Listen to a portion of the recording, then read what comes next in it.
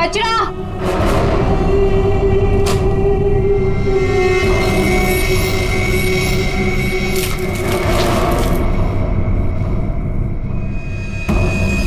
इसको सही जगह फेंकना और संभाल के देना, कोई देखे नहीं। आप चिंता मत कीजिए, मैं सब संभालूंगी।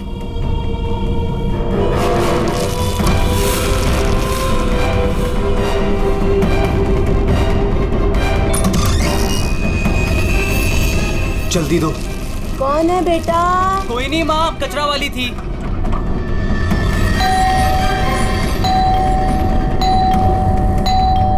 अरे कौन है? कचरा।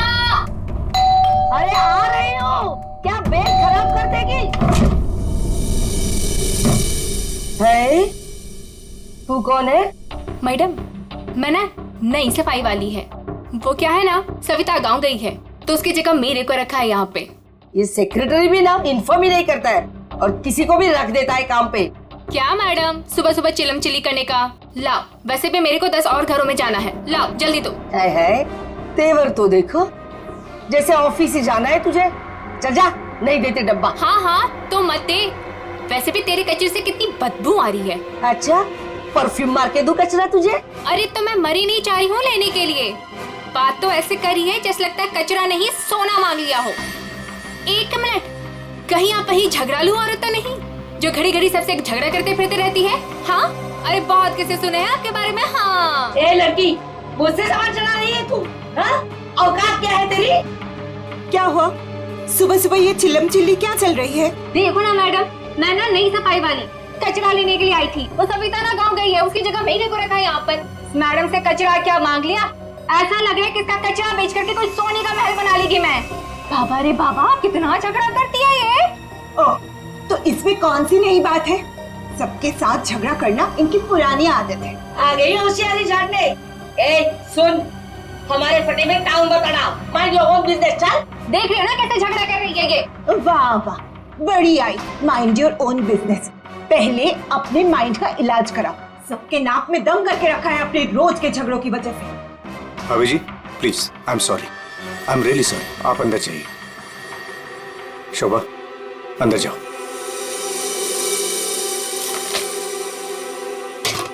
जाओ। खाली लड़ते रहती है, पता नहीं कैसी औरत है ये। आपको बीच में आने के लिए किसने बोला? हाँ, अगर आप बीच में नहीं आते थे ना तो उस रत्ना की बच्ची को देख लेती थी मैं। मुझे अंदर ले आए सो आए। आपने सॉरी बोला उसे? सॉरी बोला? अरे किससे पूछ के सॉरी बोला? हमेशा से गलत काम करते हो, हमेशा से गलत काम करते रहते हो। हाँ हाँ हाँ, सब हमारी गलती है, हमारी गलती है सब। लोग हमसे बात नहीं करते, लोग हमें देख करके दूर भाग जाते हैं, कोई हमें अपने घर में नहीं बुलाते, सब हमारी गलती है। शोभा प्लीज देखो, शोभा इस तरह से बात बात पे लोगों के साथ झगड़ा करना बंद कर दो। देखो शोभा, तुम जानती हो इस वजह से लोग हमारे घर को कितने बदनाम कर चुके हैं। यहाँ तक कि सोसाइटी वाले पुलिस की धमकी दे चुके हैं। अरे वो क्या पुलिस कंप्लेंट करेंगे, मैं खुद पुलिस स्टेशन जाऊंगी और एक एक को ठीक से देख लूंगी। और आप उनकी साइड ले रहे हो? उनकी? आपको अपनी बीवी की कोई फिक्र नहीं है क्या? हाँ, मैं तो हूँ ही ऐसी, झगड़ालू हूँ। मैंने सबकी नींद हराम करके रखी है। और ये बिल्डिंग वाले, ये तो संत महात्मा है ना। बहू, वो लोग भी गलत हो सकते हैं, लेकिन लोगों से बात करने का एक अलग ही तरीका होता है। आइए आइए, पधारिए। अरे मैं तो वही सोच रही थी कि अब तक आप कैसे नहीं पधारी अपने लाडले की तरफदारी करने के लिए। देखिए माँ जी, एक तो वैसे भी इन्होंने आपको मेरे मत्थे मड़ा है, वो भी मुझसे पूछे बिना। मेहमान बनकर आई हो तो मेहमान बनकर रहो घर में। शोभा, माँ से इस तरह से बात नहीं किया करते। तो आप कहो ना अपनी माँ से कि मुझसे बात ही ना करे। अरे पूरा दिन इनकी सेवा करती रहती हूँ, फिर भी ये सब सुनना पड़ता है। बस मॉम बस, सुबह सुबह दिमाग खराब करके रख दिया है। और अब दादी और डैड से कैसे बात कर रहे हो? क्या ये घर दादी का नहीं है? चुप कर, बदतमीज लड़की। बड़ों के बीच में बात करने से अच्छा है कि तुम अपनी पढ़ाई करो।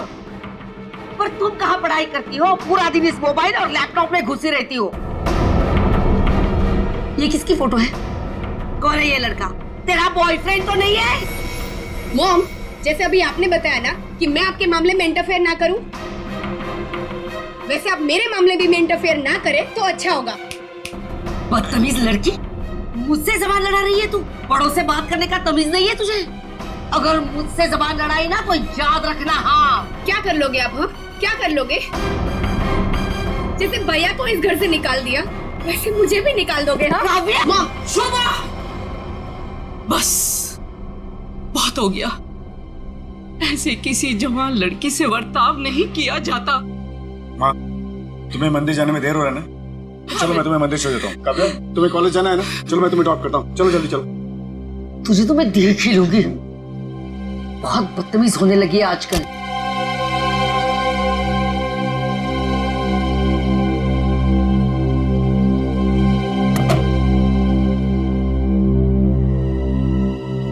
आने दो इस बुढ़िया को मंदिर से, दरवाजा ही नहीं खोलूंगी। देखती हूँ अंदर कैसे आती है।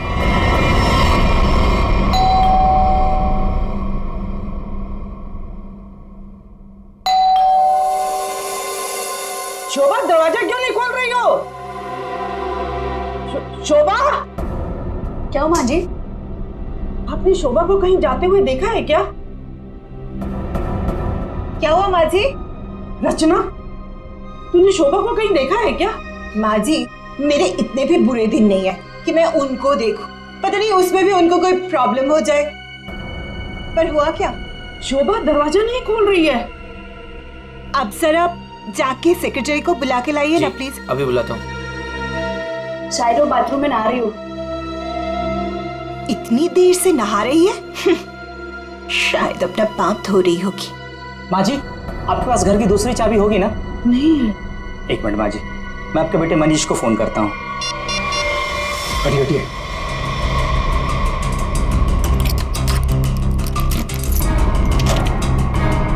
माँ, दरवाजा अंदर से बंद है।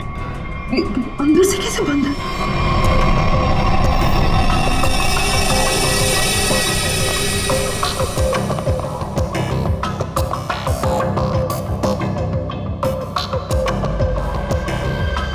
सर, घाव काफी गहरा है। लगता है किसी भारी चीज से वार किया गया।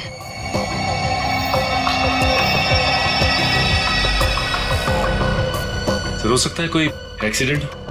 इनका पैर फिसला और किसी चीज से टकरा के गिर गई। हाँ, एक्सीडेंट हो सकता है। एक काम करो, घर में जितना सारा फर्नीचर है चेक करो, उसके कॉर्नर चेक करो फर्नीचर के, और फिर देखो कहीं पर नुकीली चीज है क्या, शायद उससे टकराई हो। सर,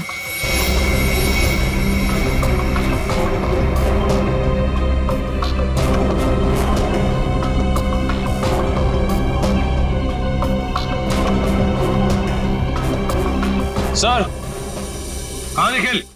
सर, टूटा हुआ बांस और सर इस पे खून भी लगा हुआ है। हाँ, लगता है खूनी ने ये बाज बेचारे शोभा के सिर के पीछे मारा है इससे जोर से, और फिर शायद शोभा अपनी जान बचाते बचाते यहाँ से बाहर गई, गिर गई और फिर दम तोड़ दिया होगा। लेकिन सर, दरवाजा तो अंदर से बंद था, कुंडी लगी हुई थी, तो फिर खूनी घर से बाहर गया कैसे होगा? सर, हो सकता है बालकनी से चला गया। नहीं निखिल, इतनी ऊंचाई से कोई बाहर जा ही नहीं सकता है। सर, घर के बाहर सीसीटीवी कैमरा लगा हुआ। बस तो फिर वो सीसीटीवी कैमरा का फुटेज और लॉबी के सीसीटीवी कैमरा का फुटेज सब देख लेते हैं।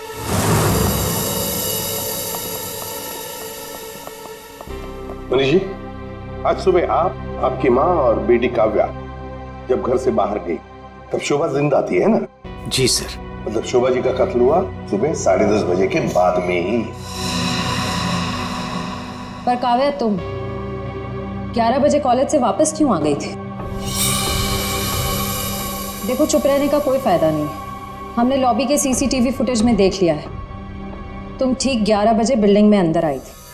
काव्या, तुम कॉलेज नहीं गई? वो मेरा फ्रेंड अश्मित हमारी विंग में रहता है, मैं उसी से मिलने वापस आई थी। अपने बॉयफ्रेंड से मिलने गई उसी वक्त जिस वक्त अपनी माँ का कत्ल हुआ।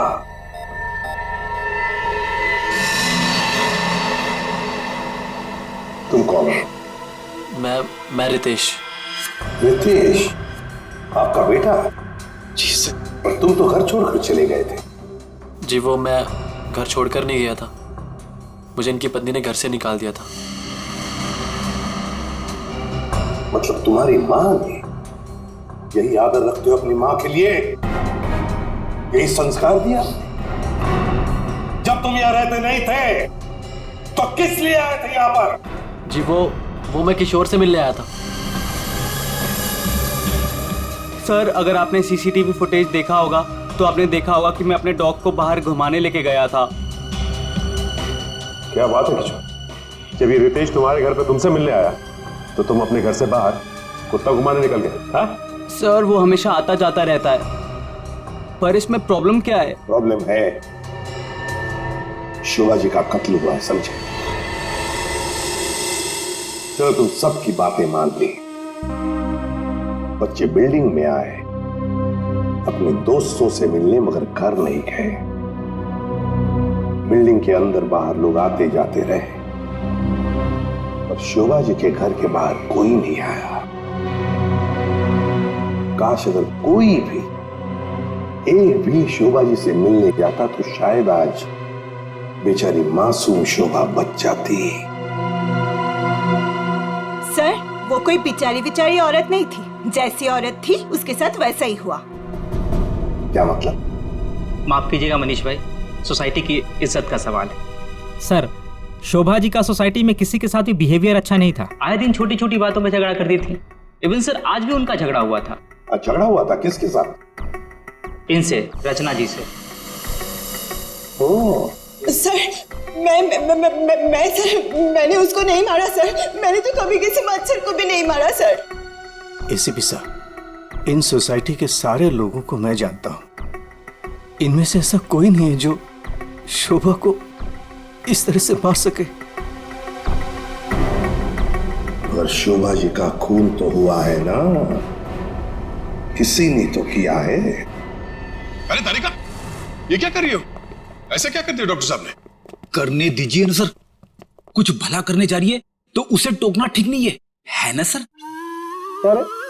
नहीं, मैं जानता हूं अच्छी तरह से। जिस दिन मैं वहां पर लाशों की जगह लेटा हुआ होऊंगा ना, तुम लोग सबको मिठाई बांटने वाले हो, जानता हूं मैं तुम्हारे सारे इरादों के गुब्बारों को उड़ने से पहले ही फोड़ करके दम लूंगा, समझे? हमारी वजह से आप बच गए सालू के साहब, वरना तारिका ने तो आपका सर फोड़ ही दिया था। अरे मैं तो सिर्फ इनायत कर रही थी। अच्छा, सालू के साहब का सर फोड़ने का?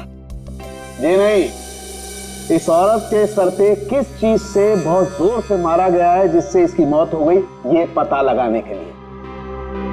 देख सालुंखे, किस चीज से मारा ये तो हमें पता है, यही मर्डर वेपन है। हाँ, इस पे तो हमें इनका खून भी मिला था जो उस वक्त तक सूखा भी नहीं था। चलो, बहुत बढ़िया। हाँ?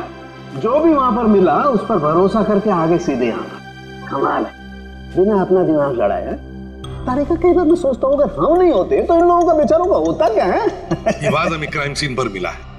अगर इससे नहीं मारा गया तो फिर इस पर खून कहां से आ गया? क्या अपने आप छल के आ गया है? ये मैं नहीं जानता हूँ, लेकिन हाँ ये मैं जरूर जानता हूँ कि ये मर्डर वेपन नहीं। डॉक्टर साहब, आप इतने कॉन्फिडेंस के साथ कैसे कह सकते हैं? हाँ, अब आए पॉइंट पर। तो सुनो, इस औरत की मौत हुई है खोपड़ी की हड्डी टूट जाने की वजह से, और हड्डी टूटी नहीं, चकनाचूर हो गई। और ऐसा तभी हो सकता है जब जबरदस्त तरीके से इस पर वार किया गया, बहुत ज्यादा इंपैक्ट की जरूरत होती है। और इस बात से कितनी भी जोर से क्यों ना मारा गया, हड्डी इस तरह से चकनाचूर नहीं हो सकती। अगर इनका खून इस आवाज से नहीं हुआ है तो फिर किस चीज से हुआ है? बहुत भारी चीज से इसके सर पे वार किया गया है। बहुत भारी चीज से? तो फिर सालुंखे, हमें वहां क्राइम सीन पर इसके अलावा और कोई भारी चीज नहीं मिली, समझे? दया, इसके पास और कोई जवाब नहीं है, हमारा टाइम बर्बाद कर रहा है। एक मिनट, मैं टाइम बर्बाद कर रहा हूँ? हाँ। मैं डॉक्टर सालुंखे तुम लोगों का टाइम बर्बाद कर रहा है? हाँ। ठीक है, तो मैं खुद वहां क्राइम स्पॉट पे जाकर के ये थ्योरी प्रूव करके दिखाऊंगा बॉस। तब पता लगेगा कौन टाइम बर्बाद कर रहा है, मैं या तुम खुद अपना टाइम बर्बाद करो। तारिका मेरे बैग, अरे बैग दो ना तुम यार, मैं बताता हूँ इन्हें कौन टाइम बर्बाद कर रहा है। Fast quick. सब अभी बता, मैं टाइम बर्बाद कर रहा हूँ। सालूं के साथ तो कोयले के इंजन की तरह धुआं उड़ाते हुए चले गए। गुस्सा हो गए क्या? हाँ, तुम्हारी वजह से। अब आएगा मजा।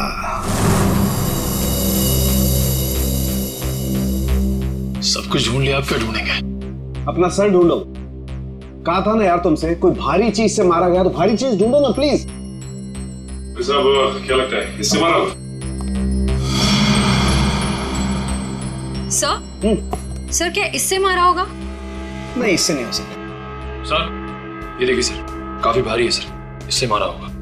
सर पे मार के देखो, अगर सर खुल जाएगा तो मान लो। आपके सर पे कैसे मार? शट अप यार, सालों की क्यों टाइम बर्बाद कर रहा है हमारा तू? बस प्लीज मुझे ढूंढने दो। एक काम करो, आप लोग बैठो, मैं जरा ढूंढता हूँ प्लीज।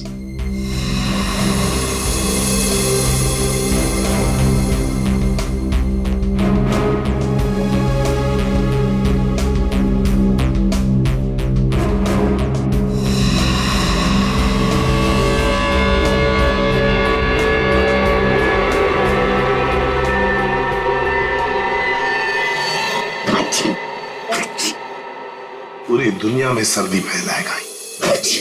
ओए, अरे यार क्या हो गया? सर क्या हुआ, आप इतना ठीक क्यों रहे हैं? मसाला मसाला मसाला। हाँ सर, चारों तरफ मसाला गिरा हुआ है और यहाँ पे निशान भी है।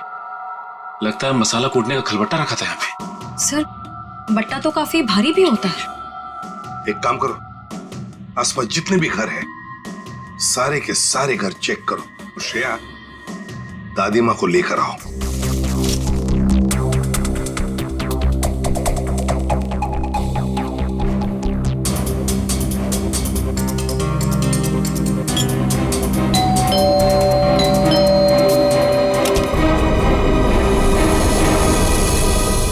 आप लोग? हमें आपके घर की तलाशी लेनी है। लेकिन खून तो वहां हुआ है, आपको यहाँ क्या मिलेगा? देखिए, आपकी बिल्डिंग में खून हुआ है। क्या आप चाहती हैं कि एक और खून हो जाए? प्लीज हमें अपना काम करने दीजिए। ओके, आइए।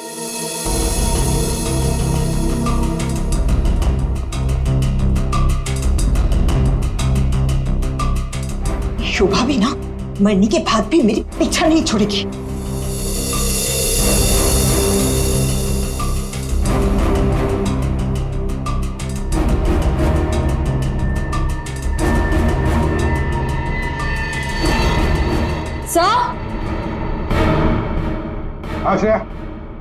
सर ये देखिए। सर ये तो हमारी है। नहीं नहीं, ये तो हमारा है। आंटी जी को कोई गलतफहमी हो रहा है। सर इसके नीचे शोभा का नाम लिखा हुआ है। शोभा? तो क्या आपने इन्हें ये दिया था? नहीं सर, आज सुबह तक तो ये हमारे पास ही था। तो फिर यहाँ कैसे? ओके, जरा चेक कर लिया।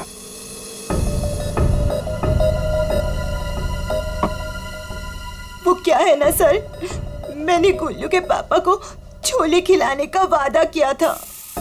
शोभा जी तो मर ही गई थी, वो इससे क्या करती, इसलिए मैं ये लेके चली आई। मैंने कोई खून नहीं किया सर, मैं सच बोल रही हूँ सर, मैंने कोई खून नहीं किया। बॉस, इन पर तो कहीं भी खून के ट्रेसेस नहीं। खून का निशान नहीं? मतलब ये मर्डर वेपन नहीं है? मुझे लगता है शोभा ही हमें बताएगी कि उसका खून कैसे हुआ है और किसने किया।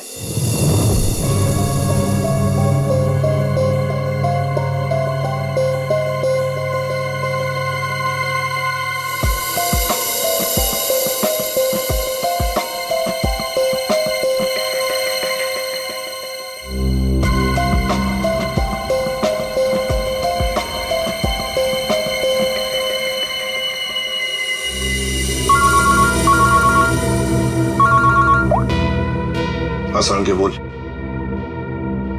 अच्छा, गेरू मिट्टी। अच्छा ठीक है सचिन, मर्डर वेपन का पता चल गया है। और वो क्या है सर? गमला। गमला? हाँ गमला। साळुंखे को शोभा के कान में गेरू मिट्टी के कुछ अंश मिले। गेरू मिट्टी जो गमले में इस्तेमाल होती है। सर हमें शोभा के घर में एक भी फ्लावर पॉट नहीं मिला है। देखते हैं।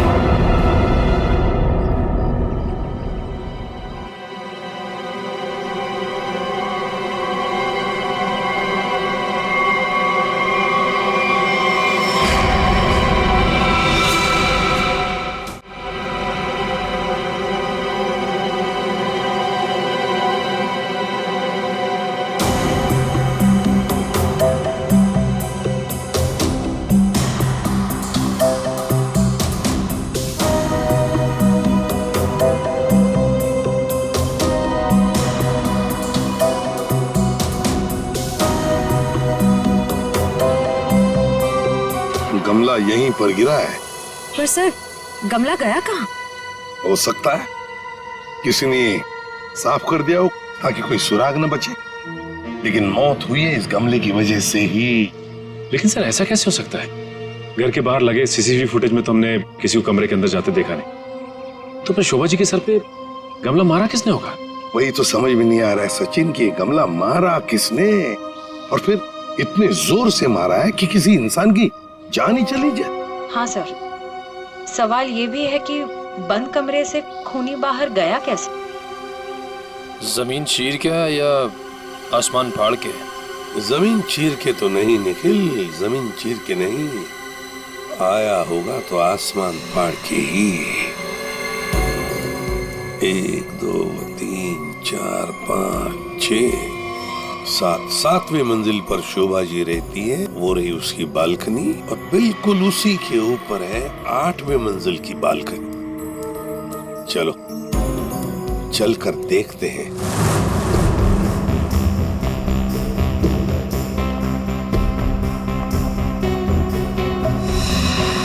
सर आश्रया, सर ये देखिए, स्टैंड जैसा कुछ है। स्टैंड जैसा तो है।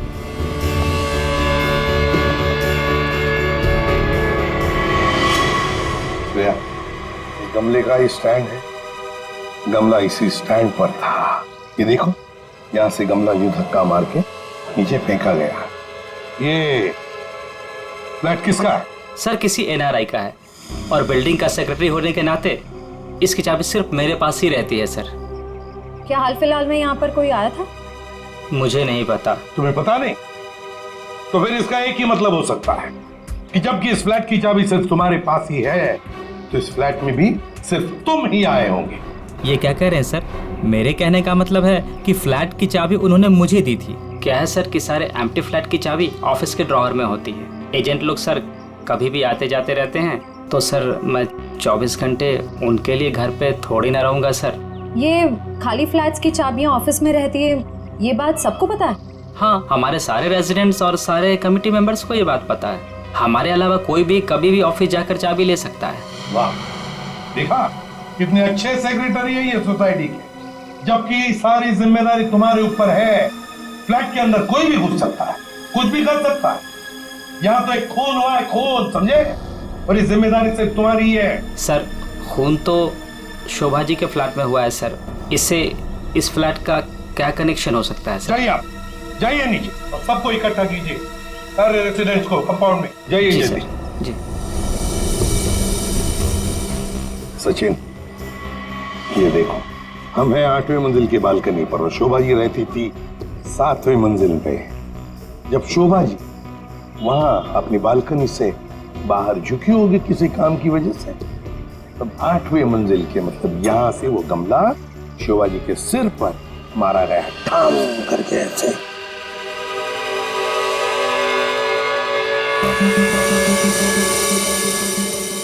भगवान का लाख लाख शुक्र है, वरना आज तो मसाला कूटने के चक्कर में मेरी कुटाई हो जाती उन सीआईडी वालों के हाथों। इसीलिए छोले को मारो गोली, ये लौकी खिला दूंगी गुल्लू के पापा को।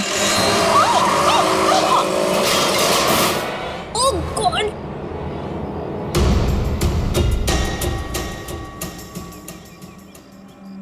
किया? आज तो शायद लॉ की भी नसीब में नहीं है। एक्सक्यूज मी, हाँ गलती आपकी है। एक तो आप मेरे बीचों बीच आ गई, उल्टा आप मुझे सुना रही हैं।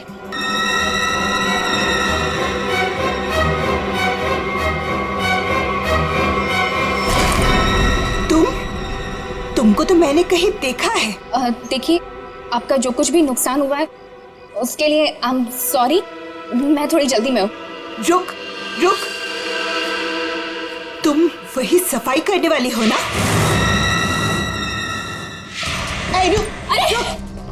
छोड़ मेरे हाथ। तेरी वजह से वो शोभा मेरे ऊपर राशन पानी लेके चढ़ गई थी। कौन शोभा? कैसा राशन पानी? मैं कुछ भी नहीं जानती। Excuse me. अरे स्क्वीज तो तेरी आज मैं करूंगी।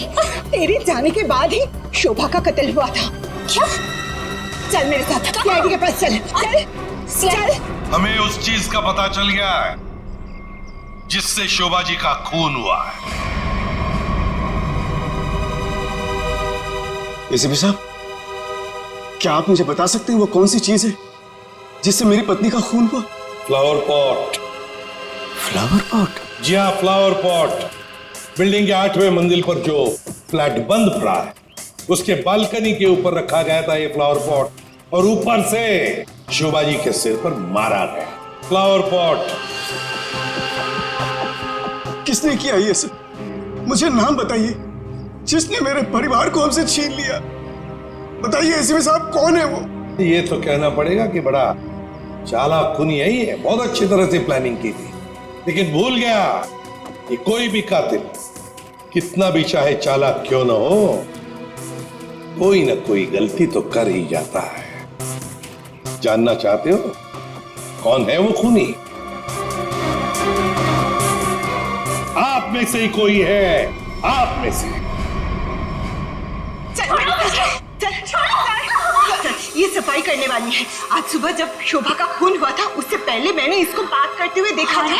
अभी भेस बदल कर भाग गई थी। देखिए, मुझे नहीं पता कि ये औरत कब से क्या बकवास किए जा रही है। मैं तो यहाँ पर पहली बार आई हूँ। मेरा हाथ छोड़ो ना। मैं सच बोल रही हूँ, मैंने इससे झगड़ा करते हुए देखा था। मुझे तो लगता है यही खूनी है सर। क्या बकवास किए जा रही हो तुम? हम पता लगा लेंगे। जरा देखिए इस लड़की को और बताइए, क्या आप में से किसी ने इसको देखा है आज सुबह? हाँ सर, मैंने देखा इस लड़की को। सर, ये वही लड़की है जो आज सुबह में शोभा जी के साथ लड़ रही थी। रुक, कहाँ भाग रही है?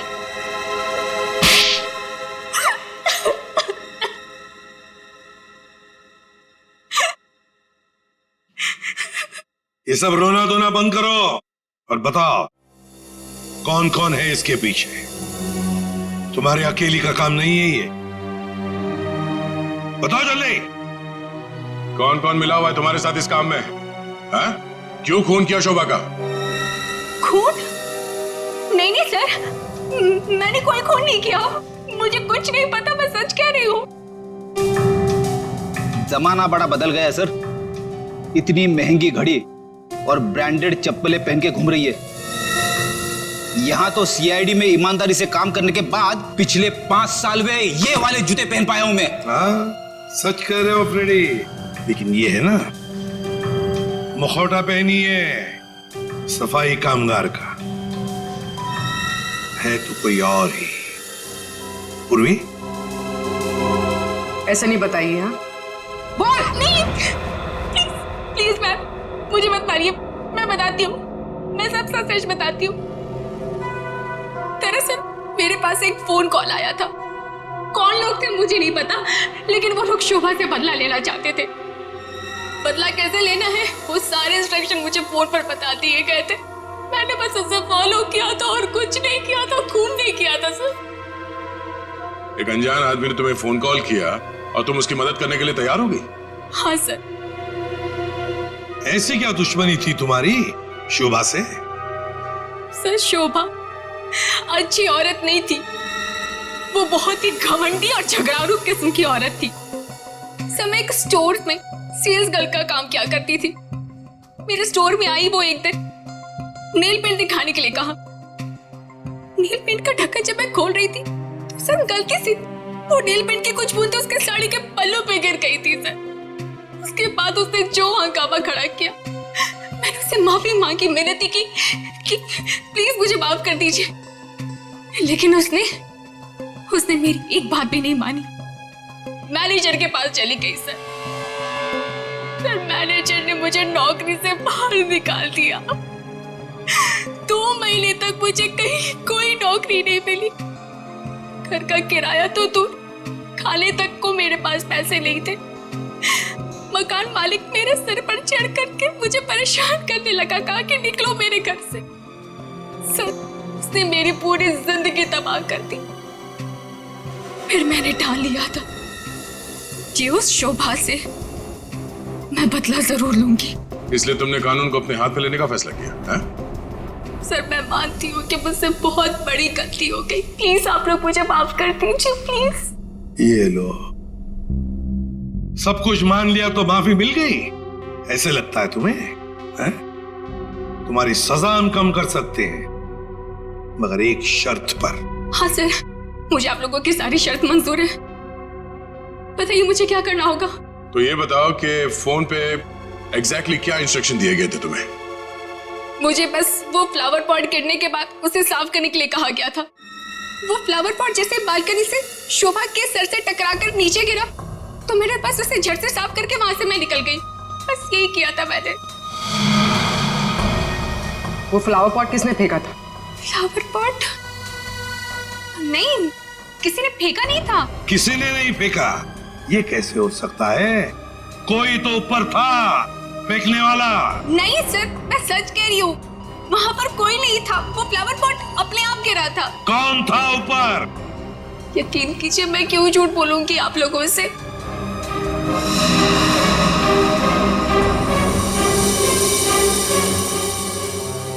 निखिल, पता लगा किसका फोन आया था शीला को इंस्ट्रक्शंस देने के लिए? सब अदया, टूटे हुए फ्लावर पॉट के टुकड़े अच्छी तरह से देखो।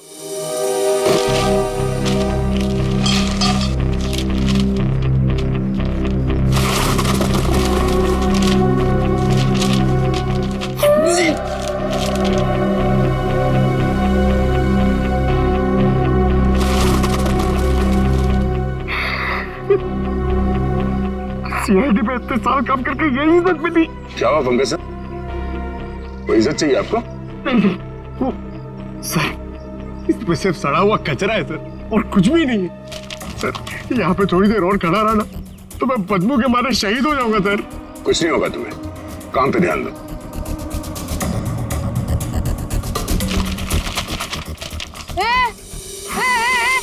ये क्या कर रहे हो?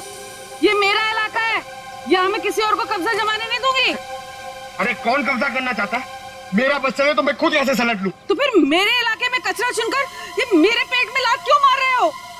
अरे मेरी माँ, आपके पेट पे कोई लात नहीं मार रहा है। मैं खुद यहाँ पे अपनी नौकरी बचा रहा हूँ। देखो, तुम लोग जाओ यहाँ से, ये मेरा इलाका है, मैं किसी और को कचरा चुनने नहीं दूंगी। जाओ जाओ। हम लोग सीआईडी से हैं और इस कचरे में सुराग ढूंढ रहे हैं। हाँ? सीआईडी?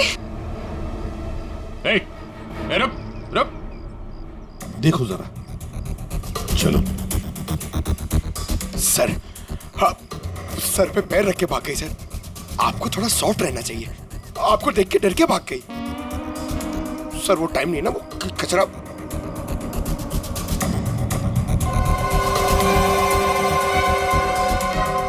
सर, ये देखिए, ये कुछ गमले के टुकड़े मिले हैं।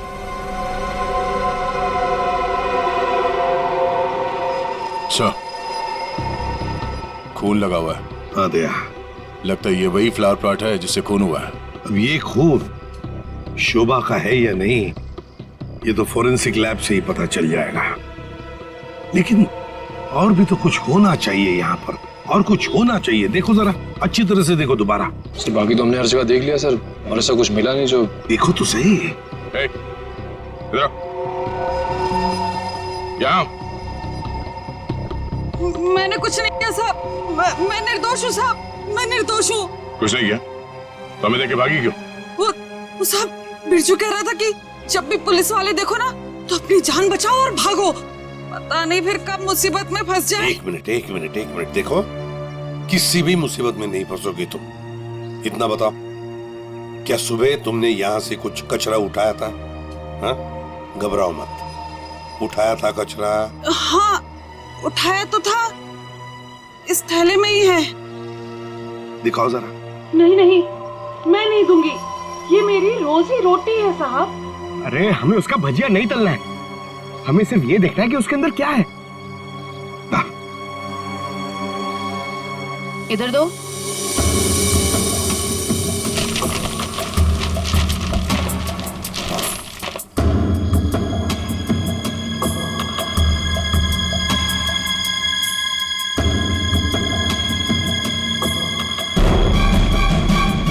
खिलौने का बॉक्स है सर, एड्रेस भी लिखा हुआ है। ओह, तो ये है खूनी।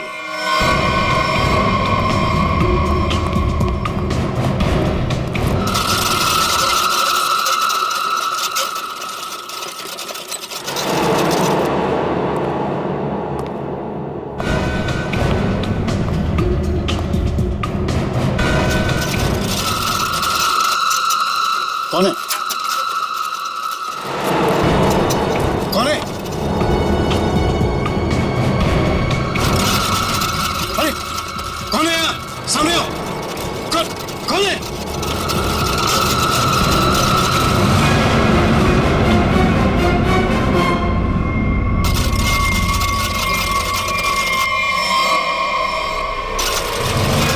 मनीष बाबू,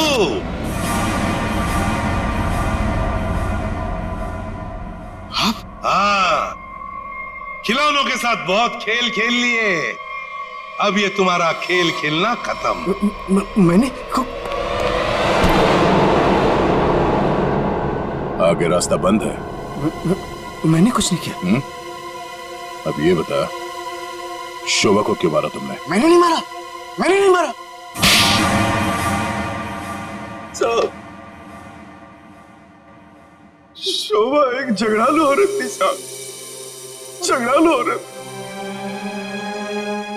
हमेशा गालियां देती थी साहब, हर छोटी मोटी बात पे चिल्लाती थी, भद्दी भद्दी गालियां देती थी। आतंक था साहब उसका एक, हम सबको वो मेंटली टॉर्चर दे रही थी साहब, लेकिन फिर भी हम सबने सहा, हर बात को सहा साहब। जब तक ये बात घर के चार दीवारी तक थी तब तक तो ठीक था, लेकिन धीरे धीरे ये बात साहब घर के चार दीवारी से बाहर निकल के मोहल्ले तक फैल गया। आए दिन लोग पड़ोसी हमारे पास आते थे कंप्लेन लेकर के, शोभा ने किसी का झगड़ा किया, मारपीट किया।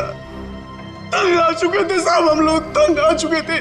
फिर भी हमने शोभा को समझाने की कोशिश की, मगर वो नहीं समझती थी, नहीं समझती थी साहब। हमने तो थक के छोड़ दिया था ये सोचना कि उसे समझाना रोकना हमारे लिए मुमकिन ही नहीं है साहब। बस सिर्फ इसी वजह से तुम लोगों ने उसकी जान ले ली? तो और क्या करता, और क्या करता साहब, बताइए आप मुझे। सोसाइटी वालों ने उसे तंग आकर के हमें नोटिस दिया घर खाली करने के लिए। अगर हम घर खाली नहीं करते इस सूरत में वो हमें पुलिस की धमकी दी।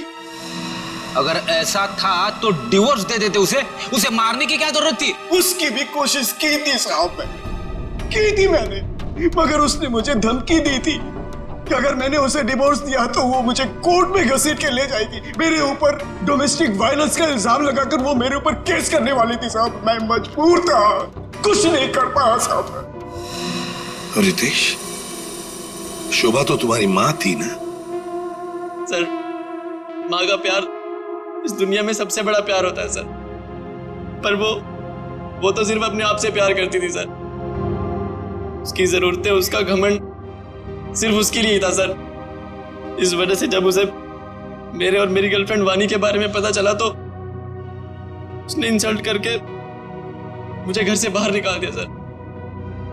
और इसलिए जिस माँ ने तुम्हें जन्म दिया उसे ही मौत की नींद सुला दी तुमने, सिर्फ अपने खुशियों के लिए। हा? एक दिन रितेश मेरे पास आया एक सुझाव लेकर। उसने कहा कि पापा, अगर हमारी जिंदगी में शांति और चैन चाहिए तो शोभा की जिंदगी खत्म करनी होगी। और इसके लिए तुमने अपने पड़ोसी किशोर और नवीन की मदद ली, जो शोभा के दुश्मन थे उसके बर्ताव की वजह से। हाँ? सिर्फ इनको ही नहीं रहा, इन्होंने बाकी सारे लोगों से भी कांटेक्ट किया जिनका कोई ना कोई झगड़ा था शोभा के साथ। उन सबको अपने प्लान में शामिल कर लिया, शोभा को मारने के प्लान में। शीला के बारे में तुम्हें कैसे पता चला? काव्या ने मुझे बताया उस दिन शीला और शोभा के झगड़े के बारे में, क्योंकि काव्या शोभा के साथ ही स्टोर में गई थी। तो तुम्हारे इस प्लान को अंजाम देने के लिए कोई बाहर वाला चाहिए था, और ये शीला इस काम के लिए एकदम परफेक्ट थी, और इसे शोभा से बदला लेना था, इसलिए ये भी मान गई। है? वैसे सारी प्लानिंग की कैसे तुम लोगों ने, बताओ जरा। नवीन ने ऑनलाइन पर ट्रॉली बुक की थी। डिलीवरी होने के बाद वो ट्रॉली और रिमोट वाणी को दिया था। वाणी पेशे से इंजीनियर है साहब।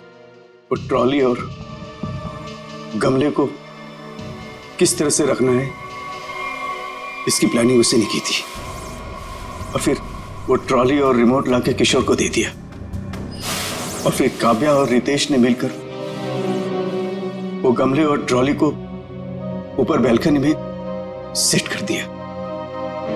तुम्हें कैसे पता चला कि ये शोभा बालकनी में किस वक्त आने वाली, कितने बजे?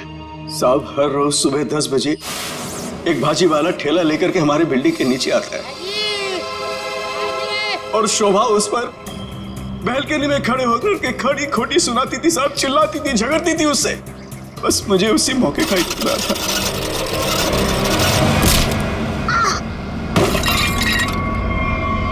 और फिर मैंने मां को फोन किया।